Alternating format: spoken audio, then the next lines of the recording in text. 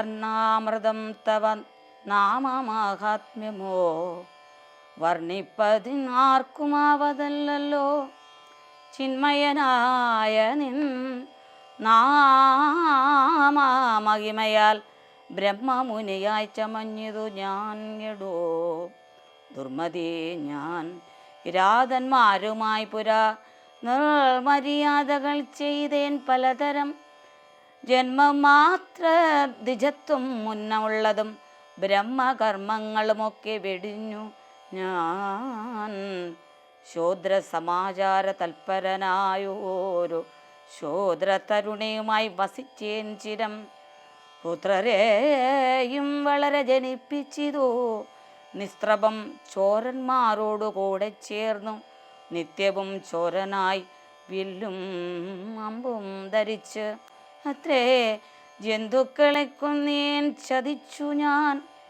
എത്ര വസ്തു പറിച്ചേൻ ദ്വിജന്മാരോടും അത്ര മുനീന്ദ്ര വനത്തിൽ നിന്നേ കഥാ.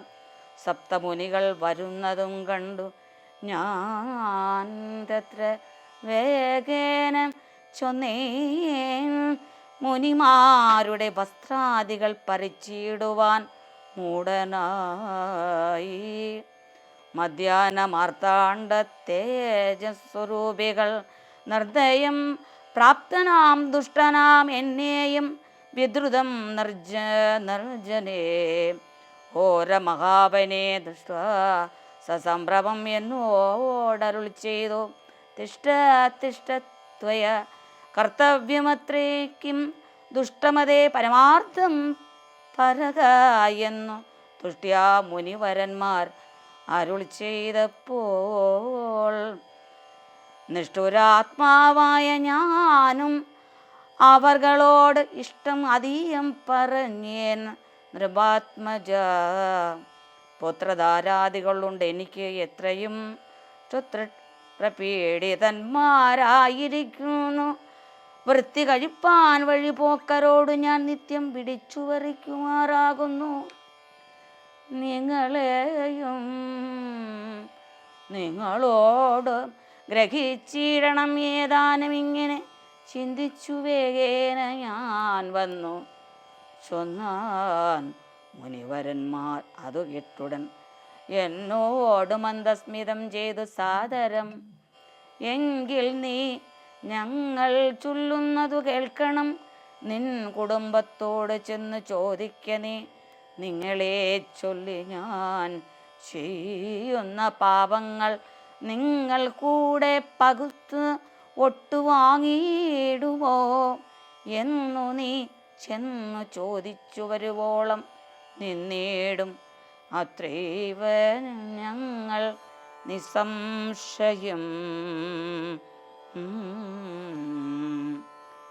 ഹരേ ഇതം ആകർണ്യ ഞാൻ വീണ്ടുപോയി ചെന്ന് മൽപുത്രധാരാദികളോട് ചോദ്യം ചെയ്തേൻ.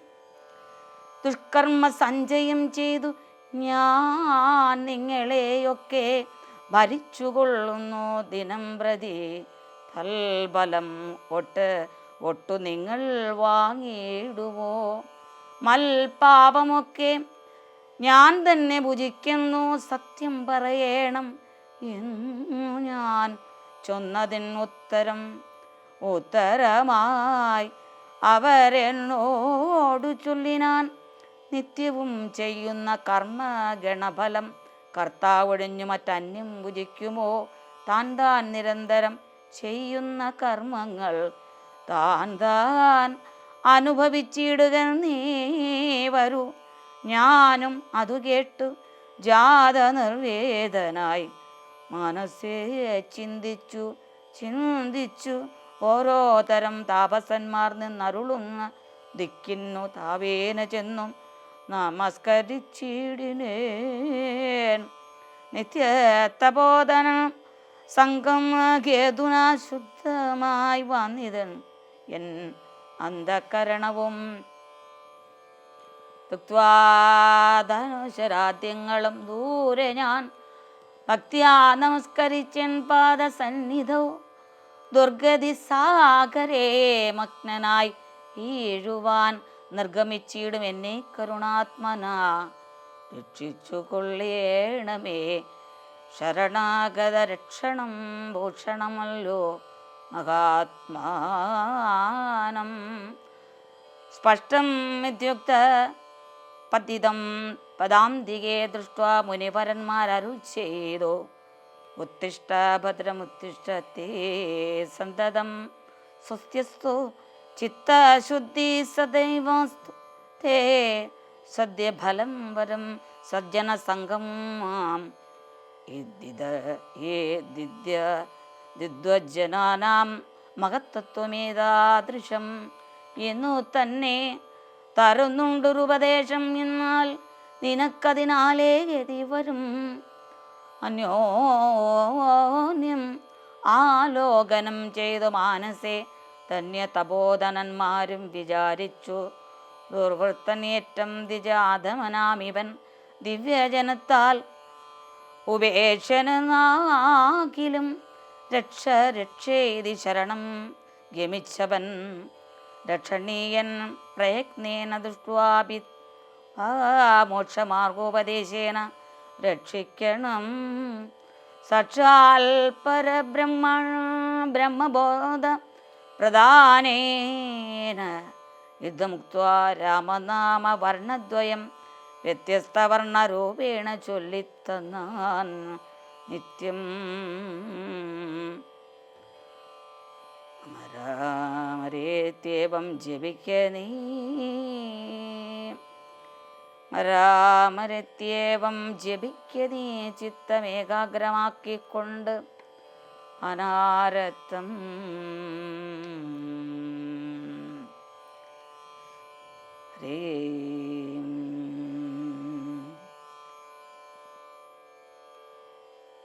ശ്രീരാം സീതയാ സാർദ്ധം വാസിപതിനായൊരു മോദകരസത്തലം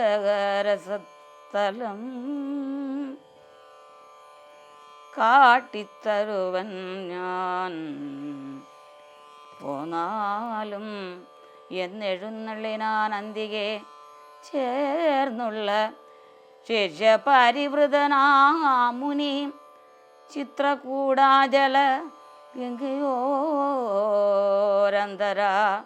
ചിത്രമായോരോടജം തീർത്തു മാമുനി. തെക്കും വടക്കും കിഴക്കും പടിഞ്ഞാറും അക്ഷി വിമോചനമായി രണ്ടു ശാലയും നിർമ്മിച്ച് ഇവിടെ ഇരിക്കെന്ന് അരുൾ ചെയ്തു. മന്മഥതുല്യൻ ജനഗജതന്നോടും നിർമ്മലനാകിയ ലക്ഷ്മണൻ തന്നോടും പരമാത്മനാമരുവിടിനാൻ രാമനും വാൽമീരാമനും. വാൽമീകിയാൽ നിത്യപൂജിതനായി സദാ കാമ്യാംഗിയായുള്ള ജാനകിനോടും സോദരനാകിയ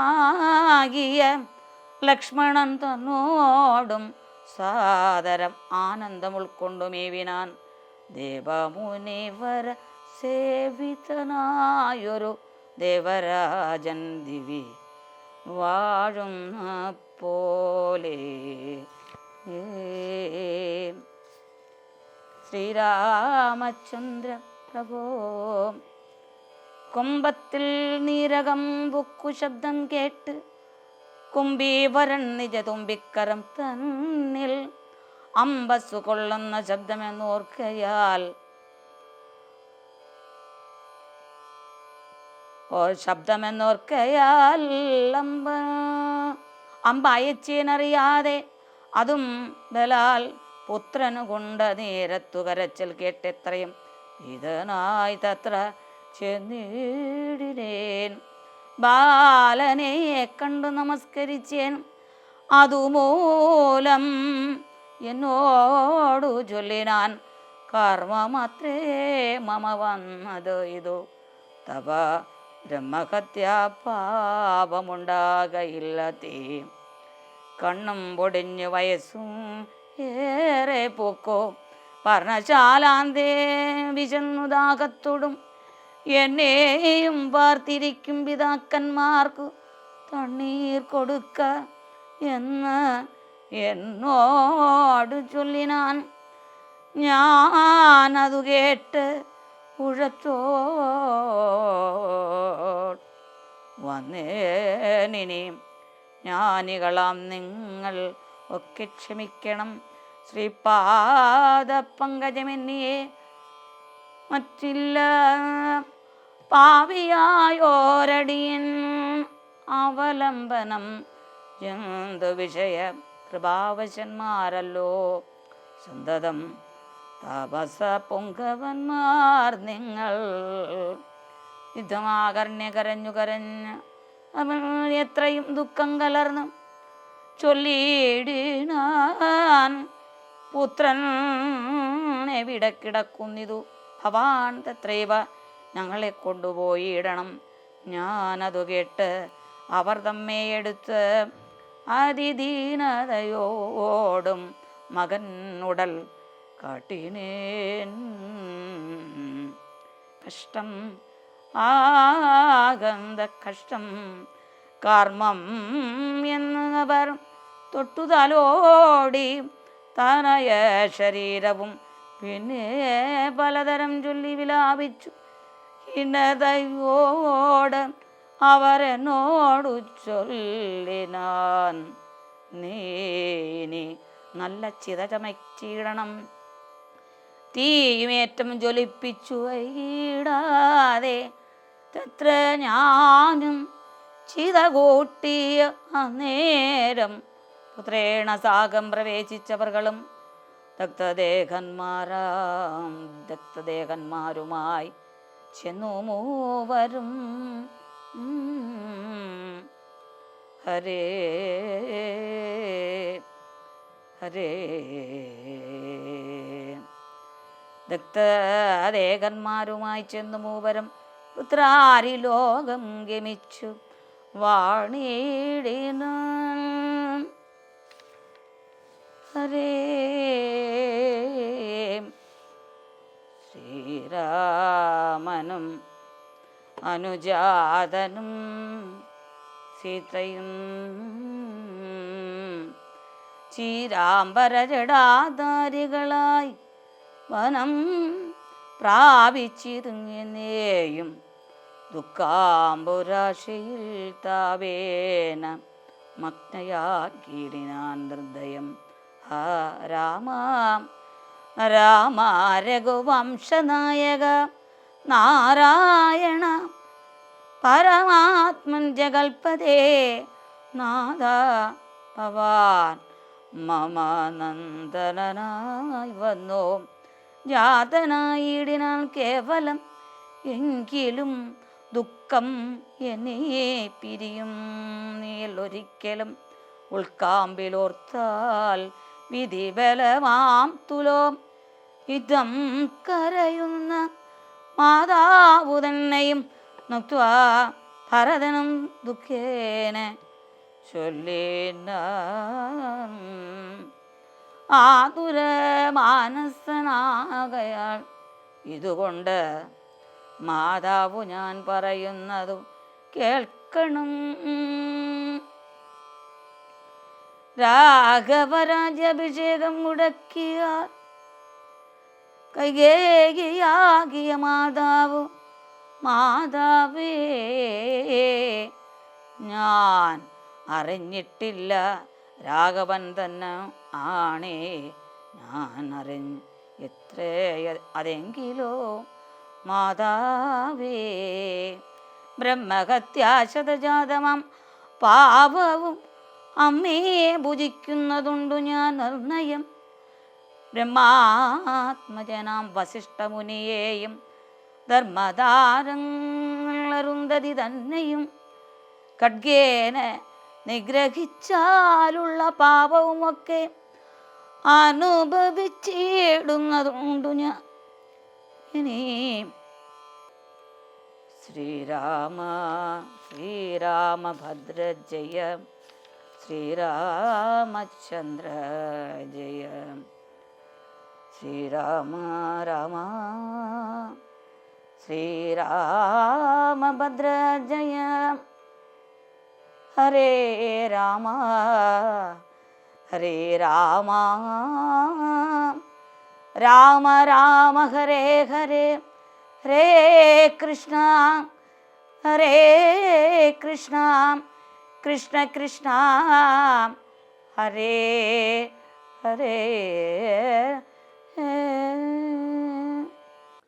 സംഭൂജരായ സജ്ജനങ്ങളെ,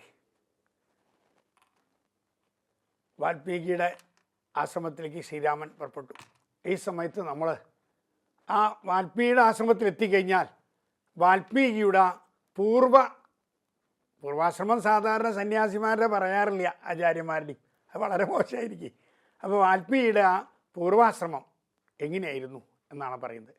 പണ്ട് രത്നാകരൻ എന്ന് പറയുന്ന ഒരു കാട്ടാളനായിരുന്നു വാൽമീകി. ഈ വരുന്ന ആൾക്കാരൊക്കെ പിടിച്ചു പറിക്കുന്ന ഒരു സമ്പ്രദായം, ഒരു വീരപ്പൻ മോഡൽ തന്നെ, എല്ലാവരും പിടിച്ചു പറിക്കുക. അങ്ങനെയായിരുന്നു നമ്മുടെ രത്നാകരൻ. അങ്ങനെ ഇരിക്കുമ്പോഴാണ് സപ്തർഷികൾ ആ വഴിക്ക് വരുന്നത്. വന്ന വഴിക്ക് നാരദ മഹർഷിയുണ്ട്, എല്ലാവരും ഓടി പിടിച്ചു തന്നു. അപ്പോൾ ചോദിച്ചു, എന്താ നിനക്ക് വേണ്ടത്? ഞങ്ങൾക്ക് ഇത് വേണം, നിങ്ങളുടെ ഇത് വേണം. അപ്പോൾ ആ നാരദ മഹർഷി ഒരു ചോദ്യം ചോദിക്കുന്നുണ്ട് കേട്ടോ. നിനക്ക് വേണ്ടത് ഞങ്ങളുടെയിലില്ല, ഞങ്ങൾക്ക് വേണ്ടത് നിൻ്റെയിലും ഇല്ല. അതായത് നീ ഞങ്ങളിൽ നിന്നും എന്താണോ ആഗ്രഹിക്കുന്നത് അത് ഞങ്ങളുടെയിലില്ല. നിനക്ക് വേണ്ടത് ഞങ്ങളുടെയിലും ഇല്ല, ഞങ്ങൾക്ക് വേണ്ടത് എൻ്റെയിലും ഇല്ല.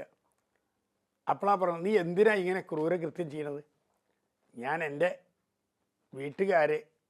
അത് ശരി, നീ ചെയ്യുന്ന പാപമൊക്കെ ഭക്ഷണം ഇതൊക്കെ അവർ സ്വീകരിക്കുമ്പോൾ ഇതിൽ നിന്നുണ്ടാകുന്ന പാപം നിൻ്റെ ഭാര്യയും മക്കളും സ്വീകരിക്കുമോ?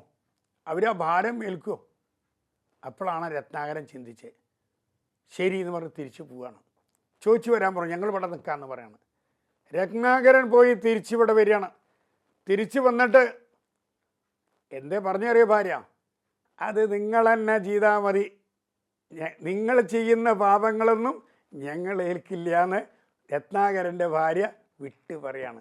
ഇതങ്ങോട്ട് വന്ന് നാരദ മഹർഷിയോട് പറഞ്ഞപ്പോൾ അപ്പം നമ്മുടെ നിത്യജീവിതത്തിൽ ഒരു വാക്ക്, ഒരു സെൻറ്റൻസ്, ഒരു ശബ്ദം ജീവിതത്തെ മാറ്റിമറിക്കാൻ സാധിക്കുന്നതാണ്.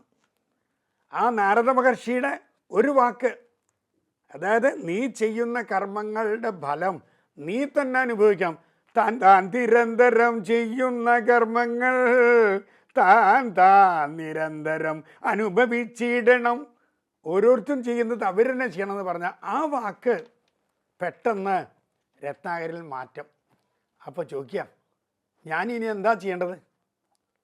ഇതൊന്നും രക്ഷപ്പെടാൻ വല്ല മാർഗമുണ്ടോ? ഈ ഒരു കാര്യം ചെയ്യേ, നാമം ചെല്ലാൻ പറഞ്ഞു. രാമ രാമാന്ന്. അയ്യോ, എനിക്ക് നാമം ചെല്ലാൻ അറിയില്ലോ. പിന്നെ നിനക്ക് എന്താ അറിയാം? കൊല്ലാൻ എനിക്കറിയാമെന്നാ. ഓ, കൊല്ലാൻ അറിയാമല്ലേ, എന്നാ മരാന്ന് ചൊല്ലിക്കോ, മരാന്ന് ചൊല്ലിക്കോ.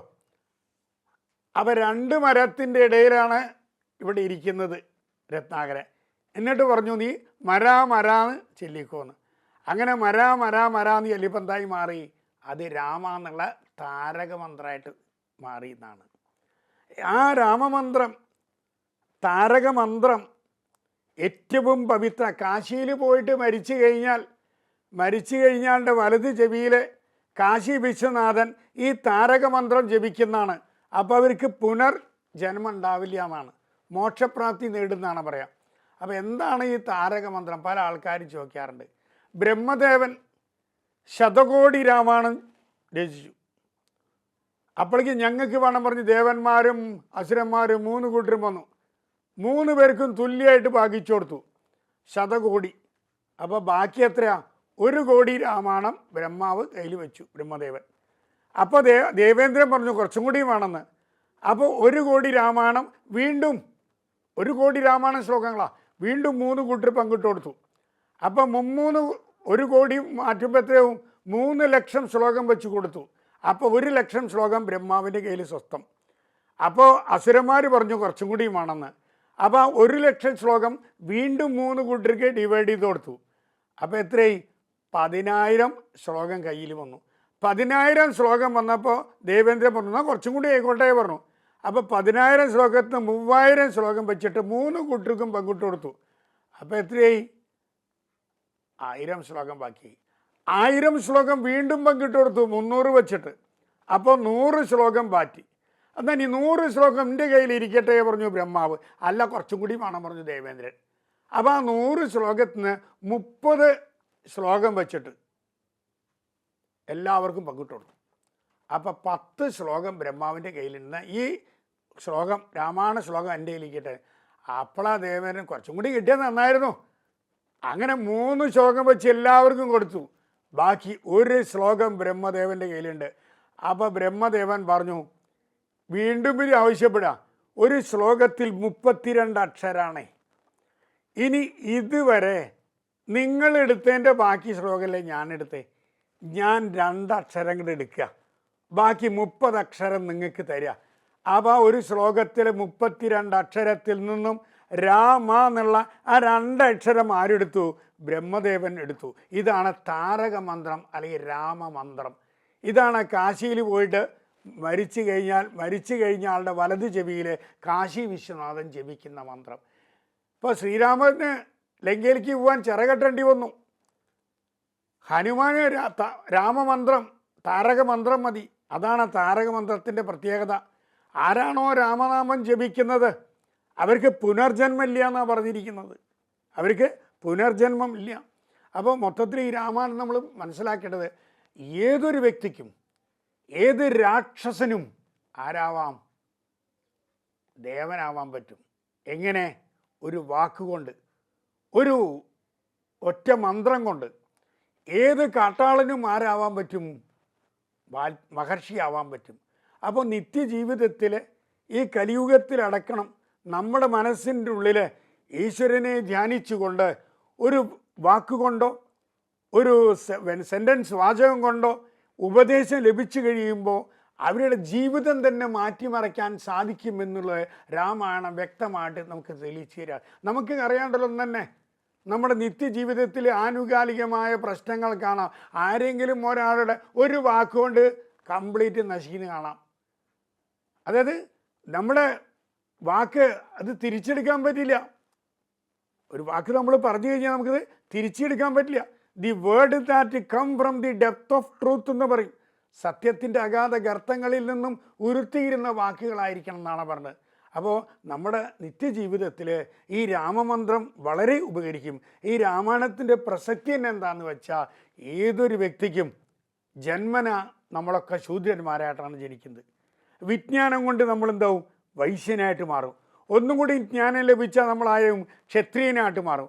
ഒന്നും കൂടി ജ്ഞാനം ലഭിച്ചാലോ നമ്മൾ ബ്രാഹ്മണനായിട്ട് മാറും. ബ്രാഹ്മണൻ എന്ന് പറഞ്ഞാൽ ബ്രഹ്മജ്ഞാനം മറിഞ്ഞ് ബ്രഹ്മം മറിഞ്ഞവൻ, ബ്രഹ്മതത്വം മറിഞ്ഞവൻ എന്നാണ്. അപ്പോൾ ഏതൊരു വ്യക്തിക്കും ആ ബ്രഹ്മ ഋഷി പദത്തിലേക്ക്, ബ്രഹ്മശ്രീ പദത്തിലേക്ക്, ജ്ഞാനത്തിലേക്ക്, ആ ജിജ്ഞാസുവിൽ നിന്നും ജ്ഞാനത്തിലേക്ക് എത്താൻ രാമായണം അത്യുത്തമമാണ്. നിങ്ങൾക്കെല്ലാവർക്കും തന്നെ ഗുരുവായൂരപ്പൻ്റെ അനുഗ്രഹം ഉണ്ടാവാൻ, ശ്രീരാമദേവൻ്റെ അനുഗ്രഹം ഉണ്ടാവാൻ ആത്മാർത്ഥമായി പ്രാർത്ഥിക്കുന്നു.